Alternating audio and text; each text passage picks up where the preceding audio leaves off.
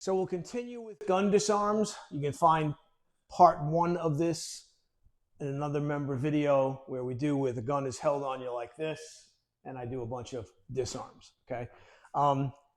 Saw some comments, oh, I don't teach this because it's too dangerous for my students. Okay, go on X, go on YouTube. There's videos all over the place of people just snatching people's guns out of their hands. They just grab the gun and yank it out and disarm the attacker. Okay, if you're a martial artist, there's a pretty good chance if you're going to get robbed, the guy's probably going to have a gun. He's probably going to stick it in you. Why? Because he likes the sense of power. He sticks it in you. It gives him, you don't like it. You feel that gun barrel on your body. It scares the hell out of you, okay? So, again, you don't want to work on them, don't work on them. You don't like the techniques, that's okay too. You're not hurting my feelings. But if you claim to be teaching self-defense, well, you should be doing self-defense against the knife, the gun, okay, club, baseball bat, chain even, okay? This way your students have some idea of how to defend themselves, all right? So keep in mind, again, with the gun, this is a pistol, which would be a semi-automatic, okay? Obviously, this is a rubber gun, all right? But the round's going to eject. The round can hit you. My standard joke is it lands behind my eyeglasses and burns my eye. You got to stay in the fight. Ignore that stuff. It goes down your shirt and your chest, burns your skin there. So you got to go with it, all right? So let's go now one more to the front, but he's doing it here, all right? So he's got the gun here, right? Maybe this is like he's holding you hostage, whatever, it doesn't matter. He's pointing the gun here, all right? Obviously, this is going to be pretty scary. The gun's against your forehead, all right. But your head's a small target. So when it's here, what am I going to do? I'm going to get out of the way here, and this is going to come up right underneath like this. So the way it's going to grab the gun is it's going to come underneath, and I'm going to seize the gun like that, okay? Now, keep in mind, the gun's probably going to go off, unless it's what? Unless it's a fake gun, okay? Relax a little bit. You're literally like, okay? So he's here, right? So I'm going to go here, and this hand comes right up. So slow motion, this comes here. As this hand comes here, my head's moving. I'm getting out of the way. At the same time, this hand's coming up from underneath. So when it's done smooth, all three, it comes here. Once I grab here, I turn the gun barrel back to him. He won't be able to hold on to the gun, and I rip the gun out of his hand. Okay? So from here, I move here and just take it right out. All right? So again, slowly, I come here and I get my head out of the way. This comes up from underneath. Grab the gun. Now, if the gun's gone off, this gun barrel might be a little hot. So you can't go, oh, like touching a stove. No. You grab it, you don't let go.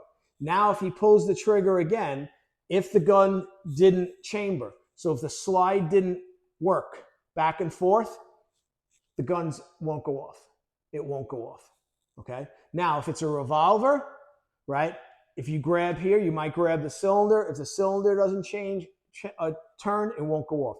Don't assume it's not going to go off, though. Always assume it's going to go off.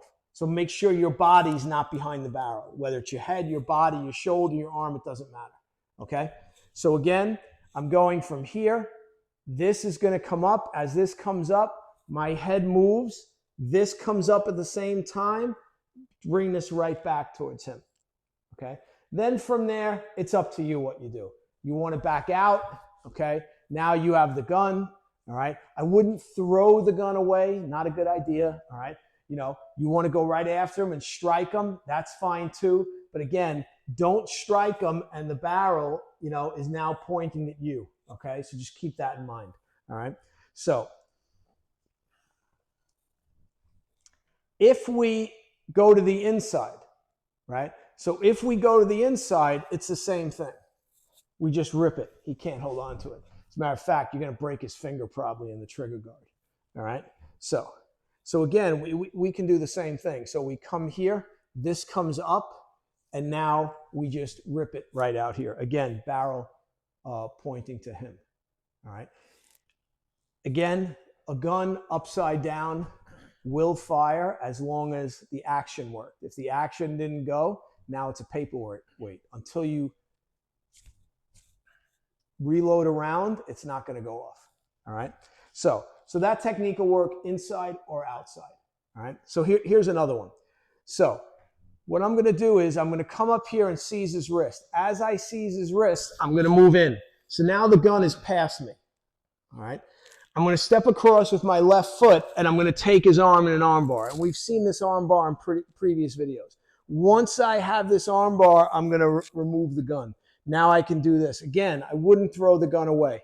If you're concerned with the gun, okay, you have a pocket. You can put it in your pocket. You can slide it. You have a jacket pocket, okay? You can put it in something, all right? So again, on this one, what I want to do is I don't want to do this because I'm going to get shot, okay? I don't want to do this because he can still turn it and maybe get me. So as he's here, I want to move in. I want to move in past the gun. Now I have him here. Now, if he fights and bends the elbow, now I just take him with Nikyo. And I still remove the gun. Okay? So again, simple. You definitely want the KISS principle in full effect when we're dealing with someone that's armed with a firearm. Okay? So that's the front of the head. Let's do one from the rear. Okay. So Gary's got the gun in my back. All right, so here's the first problem. How do I know it's a gun? I don't. Could be a knife, could be his finger. All right, so now, I need to know what's in, not this hand. I'm assuming this is some type of weapon. I need to know what's in the other hand. So most people are right-handed, so what you want to do is you want to glance over your left shoulder, you know? Okay, okay, man, please. I already saw it. There's nothing in Gary's left hand. Now, if Gary's got his finger in my back, and now I glance and I see the gun's in the other hand, now I got a problem, okay? Probably a good idea, give him what he wants. If he gives you an opportunity to take advantage of him, then do that, okay? But this is a problem. But again, most criminals are not that bright. And they like the feeling of the power when the gun is pressing in to the person they're robbing or holding, okay? So Gary, I glance, I can glance and I see, okay, I see the left hand's empty. It doesn't matter if this hand's empty. It could be a stick in my back. I don't care, all right? So what I'm going to do is I'm not going to put my arms up like this. So even if he says put your hands up, because, they see it in movies, they tell you to do these things. Okay, man, but look where my hands are. They're on line with his arm. So all I'm going to do is rotate. That's all I'm going to do. So when he's here, right, all I'm going to do is rotate. So the gun's going to go bang. The round's going to come up, like I said, probably hit me in the head or whatever, the spent shell casing. But the round's going to go over here. All right? So when I move, I'm come here, and this hand comes right to the gun. His natural instinct when he feels me grab is to try to pull the gun out. That's what I use. I bring this up towards his face. Okay. So the front sight on the gun, when you smash this across the face, it opens up his face. All right? It'll open up his face. The gun's made of steel. It's going to do damage. You hit him in the face. Yeah, here, right? So now, again, the barrel's pointing away from me. Now I've got my kotagashi. Now I can follow up with kicks, drop him to the ground, stomp him until he's no longer a threat. All right? So let's do this way. So, no, behind me. So the gun's here. I see there's nothing in Gary's left hand. Now all I'm going to do is pivot and step. So I just literally roll off the gun. I don't want to knock the gun aside because now, right, okay? So I want it to be where as I complete my turn, I've already got control of the weapon. See, I've already got it. Now from here, this is already here. This is a death grip. Remember, no space, got to be tight. Gary tries to yank the gun out. It doesn't matter. This comes up, hits him. Now I take him here. And then here. Could knee kick, whatever it is, right? Headbutt if you have to, if his face is in front of yours. But here. Again, keep in mind, if you do the joint lock very fast, there's a good chance the gun's going to go flying out of his hand. Now, if it's just him, that's fine. But if he's got other guys with him, you got to be a little bit careful of that. So you got to make sure you try to gain control of that gun. All right? So even with the rubber guns, if I go a little fast, people here can't hold on to it. It goes flying. All right? So again, I'm here. All I'm going to do is roll like this and see how this foot just kind of comes, right? This foot kind of steps here and I'm right here, all right? And then now I go right into this. All right. So that's going to the outside. I go to the inside. I have to go to the inside, whatever reason. Maybe there's a wall here. I don't know. Makes no difference. Maybe I go to the inside by mistake. All right. So when I go to the inside, I want to move in on him this way. Okay. So he's got me, right? I want to move this way. Now I can come here if I want. I can do this technique, right? Can also keep it very simple, which I'm a big fan of, right? And as I come here, I wrap the arm. And now this would be fingers in the eyes, seize the throat, here, sweep, drive his head into the floor. Okay? So again, with all these techniques, we hope nobody ever pulls a gun on you and holds you at gunpoint. But if it happens, you want to have some idea or something to do, right?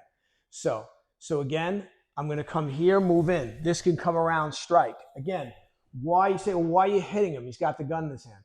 Well, because when you hit him in the face, even if your fingers rake across his eyes, his brain has to question what that move is. While the brain is questioning why, ouch, ouch, what? I just got a finger in the eye. He's not thinking about pulling the trigger or shooting you. So you want to occupy his brain. Same thing as always. He's telling you, give me your money. Okay, man, I'll give you my money. You want to talk to him? Shut up, just give me, okay, I'll give you money. You're talking to him. He's trying to listen to you. He's trying to talk. You're confusing his brain. So now when I move, I have this action here and I have him. I can do different things. Okay? So, again, we hope to never be in this situation, but if we are in this situation, you have to have some techniques. All right? And listen, I'm sure there's others you can do. You can play around with various techniques, but these are some simple ones that I just thought I'd show you and add to the collection we have. Next time we'll do some from the side. So next time will be part 3, will be the guns from the side. And then maybe we'll also cover where if he's got the gun and he reaches for the gun. So we'll cover that also, all right? How to trap the hand, how to take the guy out, okay? I had to do that a couple of times where the guy reached for the weapon, I had to trap his hand, okay? So I never had anybody get the drop on me, but I did have guys reach for a gun or a knife, trap the hand, and take them out, okay? So hope you enjoyed this one, and we'll see you in the next video.